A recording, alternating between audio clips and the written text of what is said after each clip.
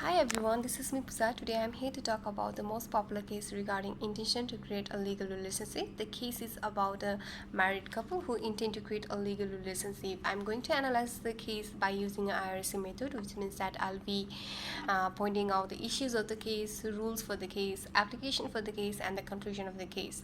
Let's first talk about the scenario of the case. The case name is Mr. Merritt versus Mrs. Merritt.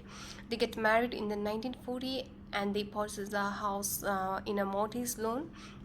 They first purchased the house in the name of Mr. Merritt, but after some time, Mrs. Merritt she also started contributing for the house loan.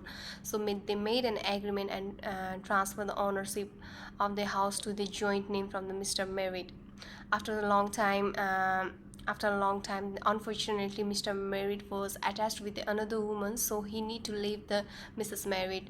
Mrs. Merritt was full burden on the have a full burden on the mortgage loan, so she requested her husband to make some arrangement for the future. As a result, as a solution, they made an agreement that Mr. Merritt will be paying a pound 40 every month until the mortgage loan don't finish, and he will be transferring the ownership of the house to her when she complete the payment of mortgage loan.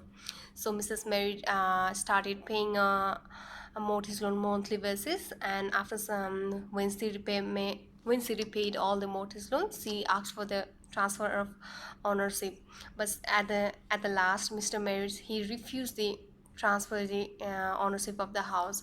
The main issue of the case is that whether she can sue her husband or not, whether there is a particular act just like Married Woman Property Act or not, under which she can sue her husband or not, whether she can claim that the house belongs to her or not. This is the main issue of the case, and the rules applies to the case is that they are creating a legal relationship.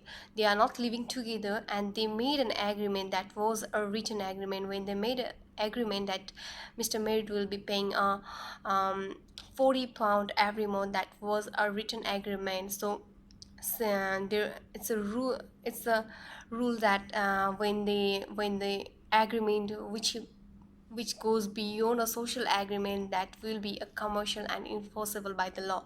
So she can claim for the ownership of the house. The application applies is just like it is creating a intent to create a legal relationship. This case looks like similar to the Balfour versus Balfour, but in that case they don't create a legal relationship. That was a household agreement, because they were living together and they do not intend to create a legal relationship. But in this case, the application does not relies on it. They are creating a relationship, intend to create a they are creating an intent to create a relation intend to create a legal relationship. Sorry, they are intend to create a legal relationship, and the evidence was their written agreement, and they were not living together. So at the conclusion, the court decided that the Mrs. Merritt was right, and the house should be belongs to her, because they were creating a intent to create a legal relationship. That was a commercial agreement between a husband and wife. Though they were a ex-husband and wife, they made a social agreement. It was beyond a social agreement. It leads to a commercial agreement which should be enforced by the court law. So at the last, Mrs. Merritt won the case, and the house was entirely to her, belongs to her. So I want to conclude this case that whenever we go beyond a social domestic agreement, it becomes a commercial agreement, so it will be enforceable by the law.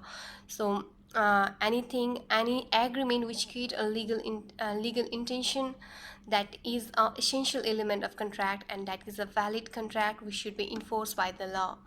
Thank you so much for watching our video. Thank you.